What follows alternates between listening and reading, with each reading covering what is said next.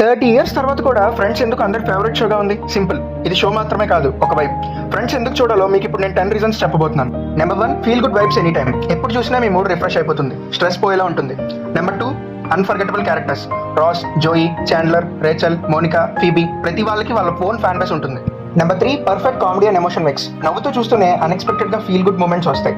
Number 4, relatable life situations. మన life లో జరిగేలానే ఉంటాయి, జాబ్ స్ట్రగల్స్ నుంచి రిలేషన్షిప్స్ వరకు. Number 5, iconic dialogues and jokes. వీటన్నిటికీ సపరేట్ ఫ్యాన్ బేస్ ఉంది. Number 6, loved by every generation. 30 years తర్వాత కూడా ఇప్పటికీ అందరికీ చాలా కనెక్ట్ అవుతుంది.